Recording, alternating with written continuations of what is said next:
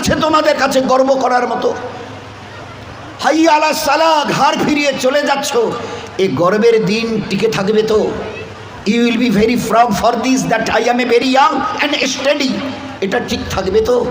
তোমার এই জওয়ানিকে তুমি ধরে রাখতে পারবে তো? তোমার এই জওয়ানি ঢলবে না তো? ভালো করে ইয়াদ করো, আমি তোমার বড় মেহেরবান আল্লাহ তোমাকে বলছি, একটু ঝুঁকতে শেখো। কি আছে তোমার কাছে গর্ব করার মতো? একটা জিনিস আমাকে দেখিয়ে দাও। আল্লাহ দেখিয়ে দিয়েছে তোমার কাছে তিনটে আছে, তিনটি। কি কি? এক, পায়ের নখ থেকে মাথার চুল পর্যন্ত নাপাক ছাড়া আর পাক বলে কোনো কিছু নেই তোমার কাছে। দেখাও একটা জায়গায়, এই জায়গাটা পাক আছে, বদবু ছাড়া খুশবু বের হয়, দেখাও। পুরুষ হওয়ার মেয়ে ছেলে দেখাও না। খুলিকাল ইনসানু মিন নুতফা। আমি আল্লাহ জিজ্ঞাসা করছি, তোমার পরিচয়টা আমাকে শোনাবে। পরিচয়টা কি আছে আমাদের কাছে ওই পরিচয় ছাড়া? Few back days we everybody were of a drop of a dirty fluid, nothing else. আমরা সবাই, আল্লাহ আমাদের পরিচয় জানতে চাইছেন। খুলিকাল ইনসানু মিন নুতফা। আমরা বড় ওই নাপাক মনির কাতরা থেকে আমরা জন্ম নিয়েছি। আমাদের পরিচয় few back days we are a drop of a dirty fluid. আমরা এক বিন্দু নাপাক মনির কাতরা, এর চাইতে বড় পরিচয়। আচ্ছা, তোমার পায়ের নখ থেকে মাথার চুল পর্যন্ত একটা জায়গা দেখাবে যেখান থেকে খুশবু বার হয়, দেখাও। নাক থেকে যদি করো, স্বামীও পর্যন্ত বলবে নাকটা একটু ঘুরিয়ে ওই দিকে। মুখ দিয়ে অক করো যদি, তো ছেলেমেয়েরা বলবে আম্মু তুমি এটা কী করছো? পায়খানা পেশাবের রাস্তা দিয়ে হলে তো কথাই নেই। কান থেকে যদি কিছু বেরোয় তো কথাই নেই। চোখের এই জায়গা থেকে যদি বেরোয় তো পাশে কেউ বসতে দেবে না। এরপরে পুরো শরীরের এক একটা লোমের গোড়া থেকে যদি একটু করে ঘাম বের হয়, তো আমার নিজের বিবি, নিজের বেটা বেটি বলবে না আব্বু, স্বামী একটু হাতটা দাও তো, একটু চুমু দিই। না, চুমু দিই, ঘাম বেরোচ্ছে তো, তুমি তো হাজারো হলে আমার স্বামী, তুমি তো আমাদের আব্বু, তা একটু দাও না, একটু চুমু দিই। কেউ সবাই আব্বু একটু হাতটা সরিয়ে নাও না, ঘাম বেরোচ্ছে। এই তো তোমার পরিচয়, পারে নখ থেকে মাথার চুল পর্যন্ত বদবু ছাড়া কোথাও। তিন, খুলিকাল ইনসানু মিন জাইফা। তোমরা বড় দুর্বল। আমি জিজ্ঞাসা করছি, 3.5 হাতের একটা এইরকম শরীর, সুটাম চেহারা, আচ্ছা তোমার পিঠে কি বসে আছে? এইভাবে 2-3 বার দেখার পরে বলবে কই, দেখা তো যায় না। আচ্ছা, তা তুমি না খুব বুদ্ধির বড়াই করো, মডার্ন টেকনোলজি আর সায়েন্সের খুব গালগপ্প করো, তোমার নিজের পিঠে কি বসে আছে তুমি বলতে পারো না? বলে না, তা জানি না। আচ্ছা 10 মিনিট পরে তোমার পজিশন অবস্থা কি থাকবে জানো তুমি? বলে আমরা কিচ্ছু জানি না।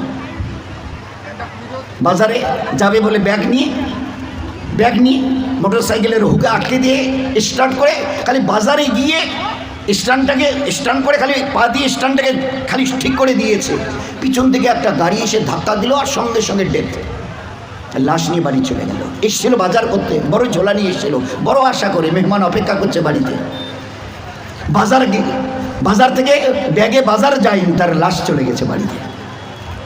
খুলিকাল ইনসানু মিন জাইফা। 4, আল্লাহ জিজ্ঞাসা করছে আব্দুর রহমান বয়স কত? হ্যাঁ আল্লাহ 42 চলছে। বাকি কত? I know nothing about my age. Nurjahan তোমার বয়স কত চলছে? আল্লাহ 45 চলছে। আচ্ছা এরপরে আর বাকি কত? তা আল্লাহ আমি কেমন করে বলবো? না না তোমার নিজের বয়স।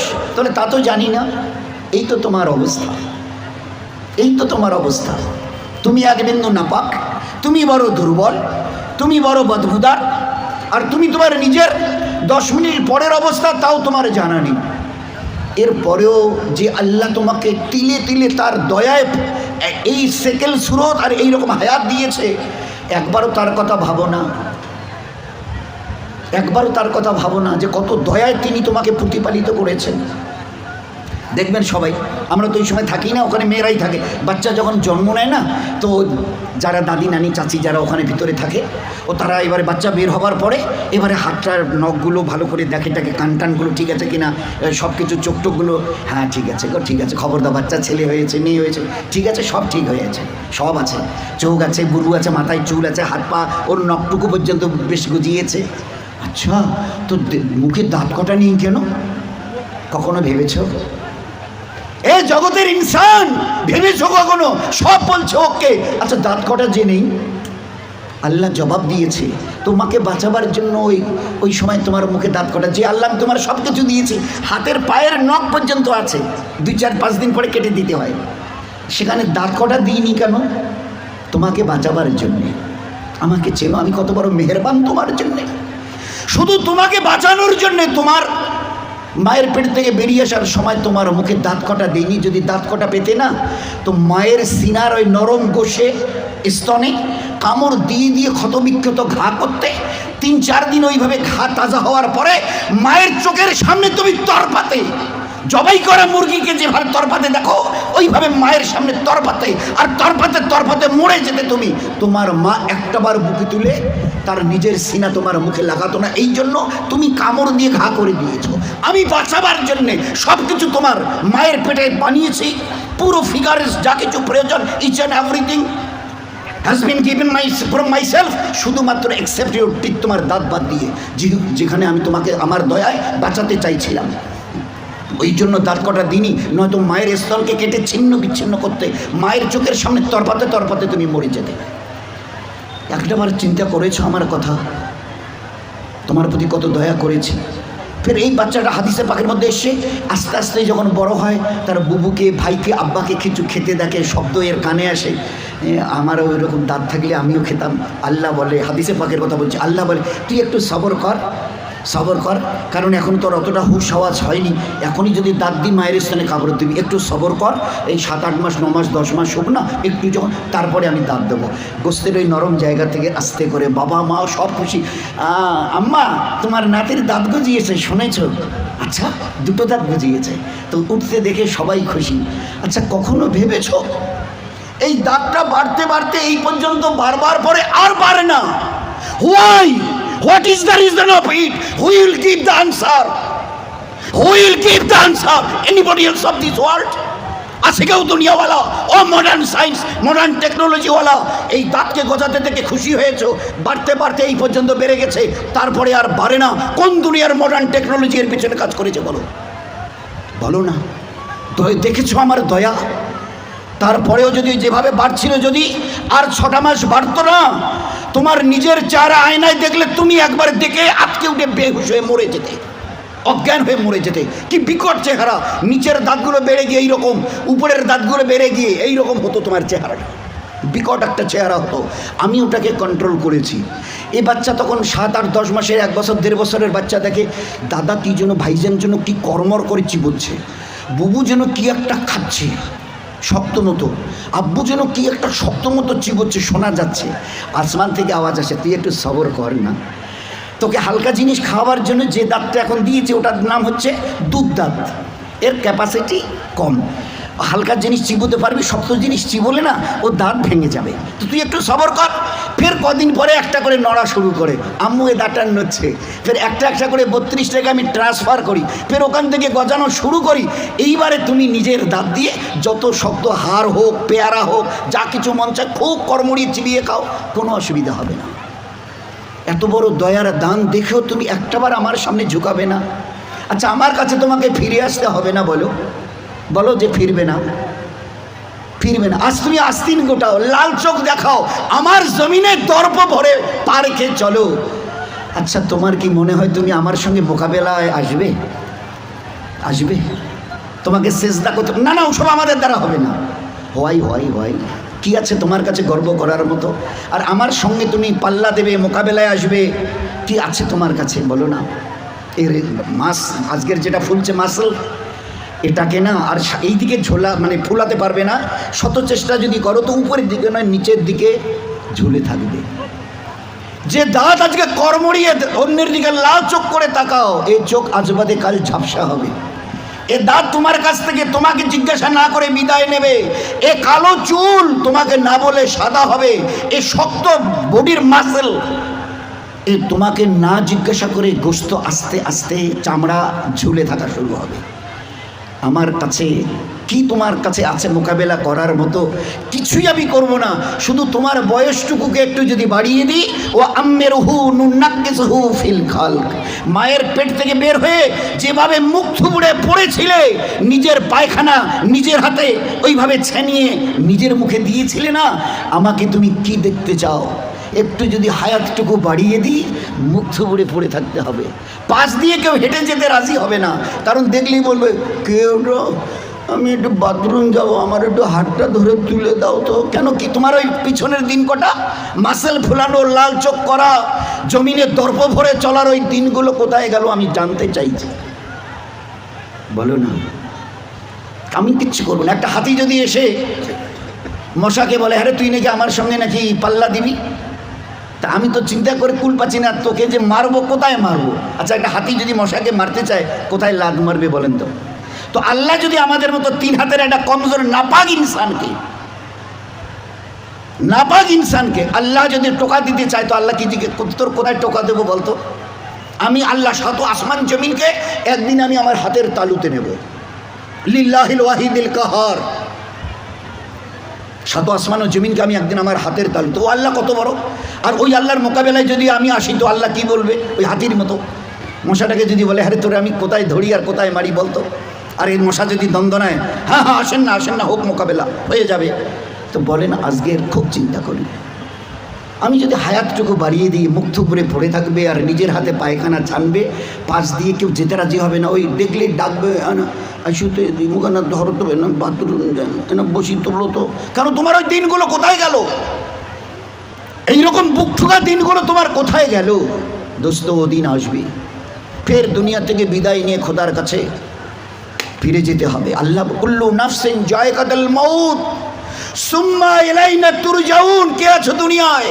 ঝুপড়িওয়ালার কুরসিওয়ালা কে আছো যে আমার কাছে আসবে না? শেষ কথাটা অনুরোধের সঙ্গে, আমরা যত ভাই এখানে এসছি প্যান্ডেলের ভিতরে বাইরে, আমাদের যত মা বোন ওখানে ভিতরে আছে, তারা সবাই একটা কথার উত্তর দিই, নিজের ইচ্ছায় আমি দুনিয়ায় এসেছি, কারো উপরে ভরসা করে নয়, ডিপেন্ড করে। আমি আমার নিজের ইচ্ছায় এসেছি। এরকম বলনেওয়ালা কারা কারা আছে একটু হাত তুলে দেখাবেন দয়া করে। আমরা পুরুষরা, আমাদের ওখানে পর্দার ভিতরের মা বোনেরা, আমি আমার নিজের ইচ্ছায় এসেছি, যেদিন আমার মন চাইবে আমি নিজের ইচ্ছায় যাব। আছে কেউ একথা বলনেওয়ালা দুনিয়ায় এরকম বাহাদুর? আমরা কেউ আসিনি, আমাদেরকে পাঠানো হয়েছে। উই হ্যাভ নট কাম, আমরা আসিনি, আমাদেরকে পাঠানো হয়েছে। আমরা ইচ্ছা করে যেতে চাইলে ইচ্ছা করে যেতেও পর্যন্ত পারবো না। তিনি যেদিন ডাক দেবেন আব্দুর রহমান আয়, তো শত সহস্র বাঁধনকে ছিন্ন করে চলে যেতে হবে। সকিনা রহিমা আয়, তো সমস্ত চোখের পানিকে ভাসিয়ে দিয়ে ওদেরকে চলে যেতে হবে। আমরা কেউ আসিনি, আমাদের পাঠানো হয়েছে। ওলামায়ে কেরাম বলেন, হ্যাঁ তুমি যদি বুক থেকে বলতে পারো আমি আমার নিজের ইচ্ছায় এসেছি, হ্যাঁ তুমি আল্লাহর অনুগত হবার কোনো প্রয়োজন নেই, আল্লাহর ইবাদত তোমার করার কোনো প্রয়োজন নেই। তুমি যখন নিজের ইচ্ছায় এসছো, যা তোমার মন চাইবে তুমি তা করে যাও।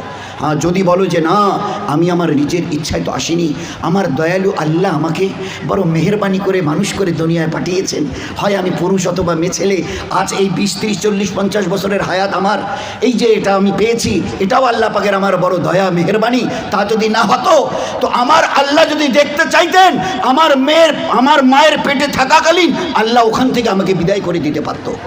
বহু বাচ্চা মায়ের পেট থেকে ওইখানে বিদায় নিয়ে চলে গেছে, এক ঝলক আল্লাহ দুনিয়া দেখতে দেয়নি। কি বলতে চাই? যে আল্লাহ আমাদের সঙ্গে বড় দুর্ব্যবহার করেছে হায়াত দিয়ে। তো আল্লাহ বলতে চায় যে তাহলে তুমি কি বলতে চাও? আমি একটু ভুল করেছি নাউজুবিল্লাহ, হায়াত দিয়ে, জওয়ানি দিয়ে, তাকত দিয়ে। ইচ্ছা যদি আমি করতাম না, মায়ের পেটে মোরা বাচ্চাকে তোমাকে বের হয়ে আসতে হতো, এক ঝলক দুনিয়া দেখতে পারতে না। এই জন্যে আমরা যারা সাথী পুরুষরা আছি, আমরা যারা পর্দার ভিতরে মা বোনেরা আছি, একটু আল্লাহকে চিনতে চেষ্টা করি। আমরা আসিনি, দয়া করে আল্লাহ পাঠিয়েছে। যেতে চাইলেও নিজের ইচ্ছায় যেতে পারবো না, আল্লাহ যেদিন ডাক দেবে যেতে হবে। আসা যাওয়া দুটোই যখন আল্লাহর ইচ্ছায়, তো মাঝখানের এই কটা দিন নিজের ইচ্ছায় চলে জীবনটাকে যেন বরবাদ না করি। দুনিয়ার জীবনও বরবাদ হবে, আখেরাতের জীবনও বরবাদ হবে। বরবাদের লাস্ট কথাটা হলো এই, তুমি আমার ইবাদতকে ছেড়ে দাও, দুটো জিনিস তোমাকে আমি দেব। এক, যতদিন দুনিয়ায় বেঁচে থাকবে, চাहे পুরুষ হও অথবা মেয়ে ছেলে, আমার ইজ্জত জালালের কসম, দুনিয়ায় তোমার জীবন যাবে অশান্তির আগুনে জ্বলতে, মরণের পরে তোমার জীবন যাবে জাহান্নামের আগুনে জ্বলতে। না দুনিয়ায় শান্তি, না আখেরাতে। দুনিয়ায় তোমার যতদিন 100 বছরে যদি বেঁচে থাকো, দুনিয়ায় তোমার জীবন যাবে অশান্তির আগুনে জ্বলতে, মরণের পরে তোমার জীবন যাবে জাহান্নামের আগুনে জ্বলতে। এই জন্য